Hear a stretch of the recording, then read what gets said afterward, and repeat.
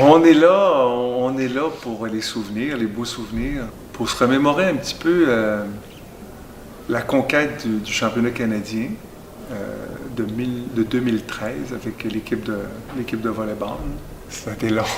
Ça a été long, puis quand ça arrive, on se dit, ben finalement, c'était hier. C'est un peu comme aujourd'hui, hein, ça fait déjà plus de 5 ans, mais c'est comme si c'était hier. Ça fait que quand c'est arrivé en 2013, ça faisait 19 ans, parce que la dernière conquête avait été en 1994. En 2001, on avait perdu en finale ici, dans le stade, dans le même amphithéâtre. On avait perdu contre Manitoba 3-1. Puis je me souviens, après le match, j'étais inconsolable. Je pleurais, là, puis j'étais inconsolable parce que je disais aux gens, mais je dis, on n'aura plus jamais la chance d'avoir une finale nationale à la maison et d'avoir une équipe assez bonne pour croire de façon honnête qu'on peut gagner. Il ne faut jamais dire jamais. Mais en 2001, je ne pensais pas que ça allait revenir dans ma carrière. Les équipes championnes, c'est des équipes exceptionnelles, et puis 2013 ne fait pas exception, c'était une équipe exceptionnelle, et on était déjà dans une belle aventure. Mais je te dirais qu'on a préparé ce championnat-là pour le gagner, avec une équipe qui était mature, plusieurs joueurs de 4e, 5e année, un groupe qui avait fait la finale l'année d'avant aussi, il ne faut pas l'oublier. C'était le même noyau, je te dirais, à l'exception de Carl de Grandpré, qui était qui était notre capitaine l'année précédente, qui avait mené l'équipe. Donc, on surfait un peu sur cette proximité-là avec le titre, parce qu'on avait perdu en finale l'année d'avant. Alors là, on s'est dit, ben là, cette année, on va le faire. C'est chez nous, c'est l'occasion de le faire, tu sais. Ouais. Il y avait une solidarité dans ce groupe-là, puis je dirais qu'on retrouve dans des équipes championnes, je pense, souvent. Et même dans des équipes qui nécessairement ne sont pas nécessairement ultimement champions, mais qui ont fait un beau processus, qui ont passé proche ou qui ont atteint leur objectif, peu importe. Mais ce groupe-là ils étaient très soudés de par leur vécu, qui n'avaient pas que connu la victoire. Je me souviens, dans ce processus-là, on avait été faire un tournoi en Floride où on avait joué contre de très bonnes équipes, dont McMaster. Et puis, on n'avait pas gagné tous nos matchs, là. D'ailleurs, McMaster nous avait pas mal brassé. On avait perdu le match 3-0. J'avais dit aux joueurs, j'ai dit, soyez fiers de votre groupe. Parce que quand vous allez rentrer dans le stade, le jour du premier match du championnat national au PEP, il va y avoir 4000 personnes, vous allez être traités comme des rockstars. Alors, ayez le torse bombé. Soyez fiers de ce que vous êtes comme équipe, de ce que vous représentez, du chemin parcouru. Parce que c'est pas le temps de plier les chines, là. C'est pas le temps d'être gêné. Et ce qui est beau aussi là-dedans, parce qu'il faut rendre hommage aussi à Pierre-Alexis Lapointe, qui nous a quand même menés jusque-là, de par son jeu et son leadership.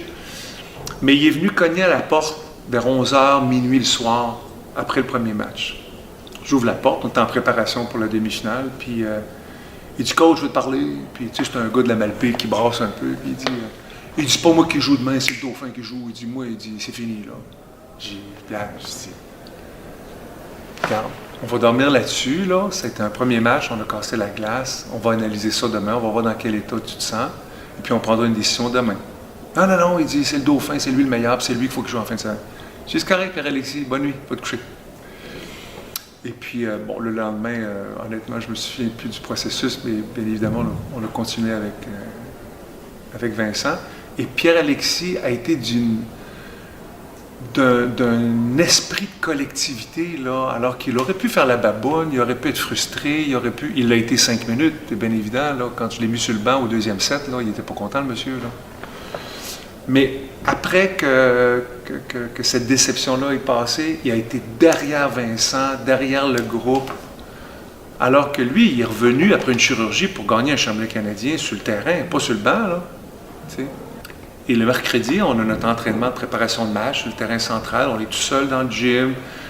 Il n'y a pas de vent, il fait beau, il n'y a pas de problème, là. Puis à un moment donné, Tommy Bellil, notre gros attaquant, est étendu par terre au sol. C'est un joueur qui avait les chevilles très, très fragiles. Il y avait eu plusieurs entorses. Et cette année-là, c'était quand même passé pas trop mal. Il s'en était sorti assez bien. Puis en reculant, juste pour prendre son élan, il pile sur le pied d'un de ses coéquipiers. Il se fait une entorse. Game over. Écoute, ce gars-là, il n'y a plus de cheville. T'sais. Tommy, le mercredi soir, on avait le banquet. On voulait le protéger. On ne voulait pas qu'il parle aux journalistes. On ne pouvait pas garder ça secret. Il est allé chercher son trophée. Il était All-Canadian, première équipe d'étoiles en béquille. T'sais. Puis là, tout le monde disait, mais mon Dieu, c'est quoi là? Tommy ne jouera pas, là? Ben non, Tommy ne jouera pas, mais on ne voulait pas en parler, tu sais. On avait réussi à le protéger un petit peu, et puis le lendemain matin, on a une petite séance d'entraînement d'1 heure, là, qui est un décrassage avant de jouer le premier match. Tommy s'en va faire de la physiothérapie. Et puis là, Tommy revient vers la fin de la séance, plus de béquille, il marche sur ses pieds, il dit « Moi, je joue ». Ben, j'ai dit, Tommy, c'était en béquille il y a une demi-heure, là, je veux dire, tu joues. Non, non, il dit, JP, il a tout arrangé ça, là, ma cheville est propre, elle est correcte, elle marche, tout est beau. Il a fait cric, crac, croc. Puis Tommy était un bon guerrier quand même, il avait connu la douleur lui aussi par le passé.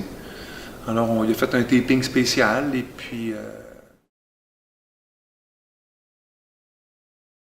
Quand on était dans la salle d'équipe, pour se préparer pour le match, ben, il y en a qui étaient en physiothérapie parce qu'il y avait besoin de taping, il y en a d'autres qui étaient dans une autre salle parce qu'il y avait besoin de traitement. Ça fait qu'on était éparpillés.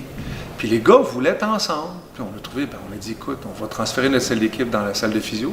Fait que c'était super. Ça fait que là, on avait une immense salle d'équipe. La glace, la chaleur, les ultrasons, notre jukebox. Puis t'as vu, j'y aurais pas pensé, ça venait d'eux. Puis il y a juste des équipes championnes qui pensent à ça. Tu sais, qui ont des idées de génie comme ça, parce qu'ils sont tellement soudés, ils sont tellement solidaires, que l'instinct qui est important, il surgit au-dessus. Tu sais, il apparaît, naturellement. Ouais. Puis c'est ça qui est arrivé. Mais la finale, est-ce que je m'en souviens? Honnêtement, pas plus qu'il faut. Ben, je me souviens du dernier point. Ben, je me souviens que ça avait été une bataille. Je me souviens que j'étais fatigué. 24-21, McMaster prend un temps mort. Et quand il est venu le temps d'aller parler aux joueurs, ils étaient tous accroupis en rond, toute l'équipe. Puis il y avait Fred Mondeau qui avait le doigt en l'air, qui dit « Il en reste rien qu'un, il en reste rien qu'un. » Puis j'avais dit « Je pense qu'on va les laisser aller. » Puis c'est le seul temps mort qu'on n'a pas participé. C'est comme ça leur appartenait. C'était le dernier point.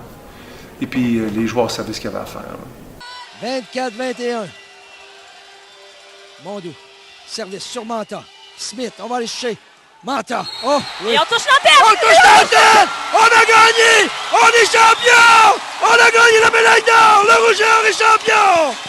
Alors la foule qui va l'accueillir. On a touché l'antenne et le Rouge et Or l'emporte!